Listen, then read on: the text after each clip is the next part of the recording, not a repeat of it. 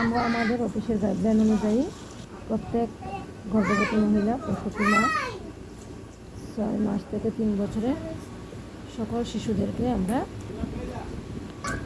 THR distribute করে থাকি।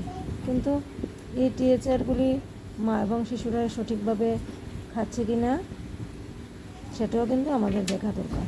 আর আমি সেই জন্যই আমার একজন গর্ভবতী মহিলা গীতা দেবনাথ, ওর বাড়িতে যাই এবং পর্যবেক্ষণ করি যে সে কীভাবে তার টিএইচআরের সঠিক ব্যবহার করছে।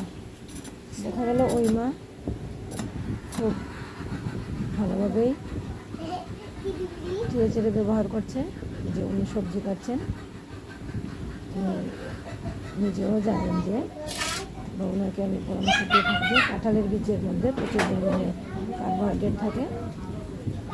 উনি আমার কথা অনুযায়ী প্রত্যেক দিনই 1 বা 2টা করে কাঁঠাল বীজ উনি খাচ্ছেন। এবং আজকে আমিও গিয়ে লক্ষ্য করলাম যে সে তার এবং তার বাচ্চার সঠিক পুষ্টির জন্য সে প্রতিনিয়তই টিএইচআরটার এভাবে ব্যবহার করছে। এবং দেখুন একটু ডিমও সিদ্ধ করেছে উনি, আমিও নিজের হাতে দেখলাম ঘাটিয়ে যে খিচুড়িটা ঠিক হয়েছে কিনা। এভাবে প্রত্যেকটা মা শিশু যদি টিএইচআরের বা ঠিক ইনজেকশন দেওয়া বিষয়টা যদি ভালোভাবে সঠিক পুষ্টি রান্না পাবেন।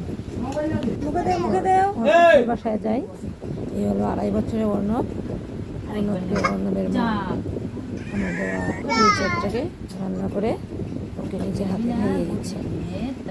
এইভাবে যদি প্রত্যেকটা মা এবং শিশু প্রত্যেক দিন টিএইচআরের সঠিক ব্যবহার করে পুষ্টির অভাব হবে না।